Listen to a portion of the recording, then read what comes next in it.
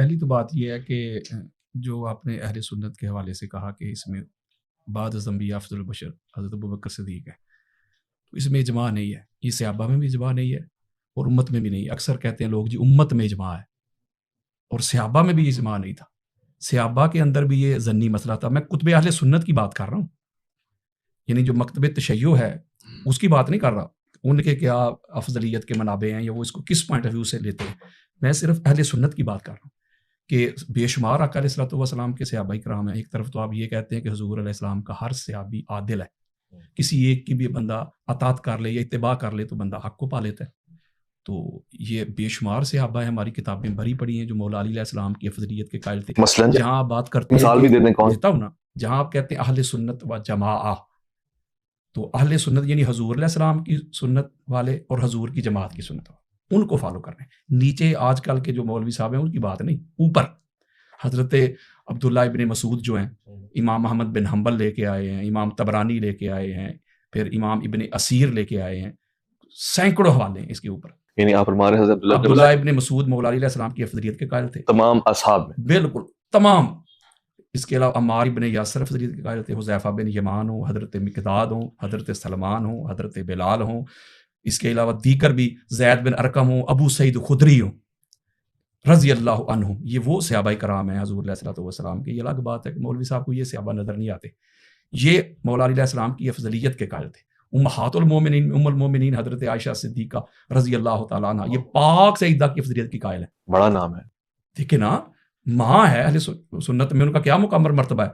تو وہ اپنے ابا جان کی قائل نہیں تھی افضلیت کی، وہ پاک سیدہ کی فرماتی ما رأیت احد افضل من فاطمہ غیر ابیہا، ایبسلوٹ بات کر رہی ہیں، مطلق کہتی میں نے کائنات میں فاطمہ الزہرا سلام اللہ علیہا کے بابا کے بعد کوئی فاطمہ الزہرا سے افضل اور اعلیٰ کوئی شخص دیکھا ہی نہیں، کوئی شخصیت دیکھی نہیں۔ اور امام طبرانی اس کو لے کے بے شمار حوالہ جات ہیں، ریفرنسز ہیں، کہ اس کا مطلب یہ ہوا کہ یہ ایک اور بات، جب آپ کسی کو افضل کہتے ہیں، میں نے ایک پہلے بھی آپ کو عرض کی تھی کہ یہ ہمارے ہاں یہ جو ایک لے آئے ہیں نا کہ فضائل سے بندہ افضل نہیں ہوتا، فضائل سے ہی بندہ افضل ہوتا ہے۔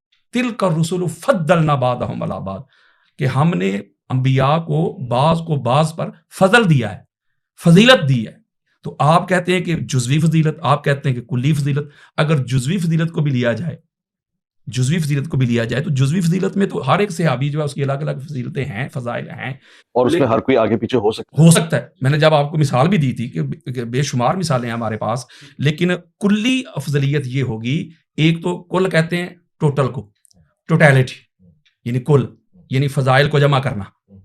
جب جمع کریں گے، جیسے کہ اس کا مادہ ہے فضل، افضل کا مادہ فضل، جیسے علم ہے عین لام اور میم، یہ مادہ ہے، یہ مادہ آپ کو جہاں نظر آئے گا، یعنی عین لام اور میم سے بنا معلم، تو مادہ آیا کہ نہیں، وہ مانا جاننا، نالج، تو معلم وہی ہوگا جس کے پاس وہ عین لام اور میم علم ہوگا۔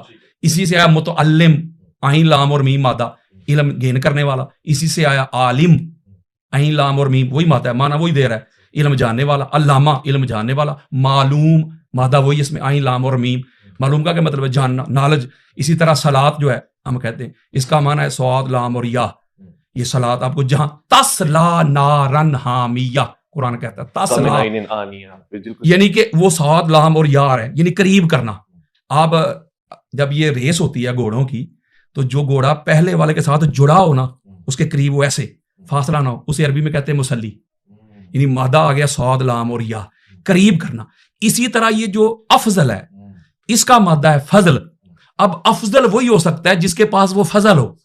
آپ قرآن مجید، فرقان حمید کا مطالعہ کریں، 114 آیات ہیں جس میں اللہ رب العزت نے فضل کی بات کی۔ کہیں وہ جو تخت آیا تھا، اسد برقیہ لے کے آیا تھا سلیمان کے دربار میں، تو اللہ کہتا ہے ہائے ہائے، یہ اس کا مطلب ہے جو یہ تخت لے کے آئے یہ فضل ہے۔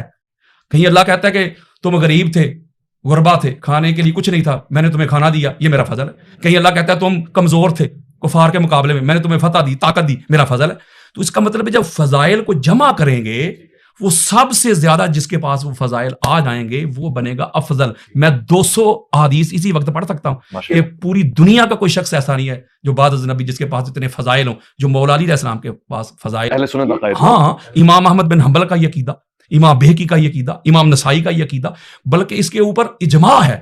اور فضائل کے باب میں ضعیف روایت بھی لی جائے گی. اتنی بڑی علمی شخصیت بیٹھی ہوئی, اس میں شیعہ سنی میں بھی اختلاف نہیں ہے کہ فضائل کے باب میں ضعیف حدیث بھی قابل قبول ہے, جس میں کوئی شرک یا اس طرح توحید پہ حملہ نہ ہو, اس کو قبول کیا جائے گا. تو اس کا مطلب جب سب سے زیادہ فضائل مولا علی علیہ السلام کے پاس ہیں تو افضل بھی تو وہی ہوگا نا. پہلا مومن دیکھنا ہو علی, پہلا نمازی دیکھنا ہو علی, مجاہد دیکھنا ہو علی, سخی دیکھنا ہو علی, زاہد دیکھنا ہو علی, عابد دیکھنا ہو علی, متقی دیکھنا ہو علی. میں فضائل نہیں پڑھنے لگا, پریشان نہ ہو, وہ ٹائم نہیں مجھے پتا ہے, لیکن میں یہ کہہ رہا ہوں کہ جب سب سے زیادہ فضائل مولا علی علیہ السلام کے پاس ہے تو افضل ہی وہ ہوگا جس کے پاس فضائل ہوں گے. جب آپ کسی کے فضائل نہیں پڑھیں گے, کوئی دنیا کا علامہ میرے سامنے لے آئیں, میں نے اس کو فضائل نہیں پڑھنے دینے, مجھے ثابت کر کے دے کہ کس طرح ابوبکر صدیق افضل ہیں. فضائل نہیں میں نے پڑھنے دینے, وہ جب بھی پڑھیں گے فضائل پڑھیں گے, اور فضائل کو پڑھ کے کہیں گے بھائی یہ تو کیسے ہو سکتا ہے. تو کلی فضیلت بھی یہی ہے کہ جس کے پاس سب سے زیادہ. دوسرا کہتے ہیں نہیں کلی فضیلت وہ ہوتی ہے, آخری بات, کلی فضیلت وہ ہوتی ہے ایسی منفرد کسی کے پاس فضیلت ہو جو پورے صحابہ کی جماعت میں کسی کے پاس نہ ہو. چلو اس طرف آ جاؤ, اگر اس کو بھی آپ کہتے ہیں تو یہ بھی مانتے ہیں. تو غدیر کے موقع پہ جو اعلان کیا تھا حضور علیہ السلام نے, تو سارے صحابہ حضور اور مولا علیہ السلام کے قدموں کے نیچے کھڑے نہیں تھے, اتنا بلند ممبر تھا. تو یہ فضیلت ہے کسی کے پاس کہ پوری کائنات کے اوپر فرمایا من کنتو, جس کا میں مولا اس کا علی مولا. یہ سب سے زیادہ نہیں. پھر پہلے مومن علی, پہلے نمازی علی. میں روایتیں نہیں پڑھ رہا, وقت بچا رہا ہوں. تو یہ کلی افضلیت نہیں ہے. پھر حضور علیہ السلام کا حسب اور نسب مولا علی علیہ السلام کے پاس ہے. پھر حضور علیہ السلام جس نور سے بنے علی اس نور سے بنے. پھر حضور علیہ السلام نے کہا کہ علی میری روح ہے, علی میرا گوشت ہے, علی میری جان ہے, اور یہ قرآن نے بھی کہہ دیا.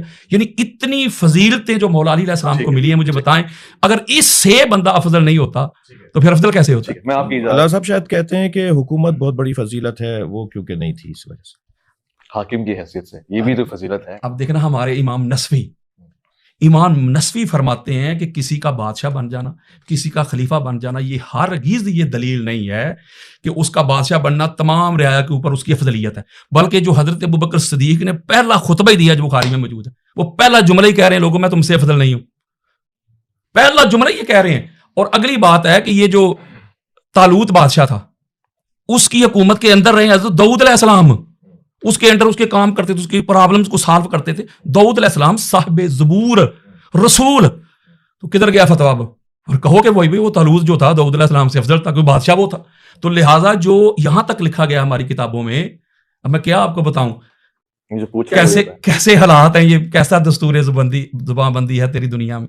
یہاں تو حق کہنے کو ترستی ہے زبان میری. بات یہ ہے کہ افضلیت کے جو منابع ہوتے ہیں, افضلیت کی جو شرائط ہیں, جو واجبات ہیں, جو اس کی کنڈیشنز ہیں, اس میں حکومت کا کوئی لینا دینا نہیں ہے.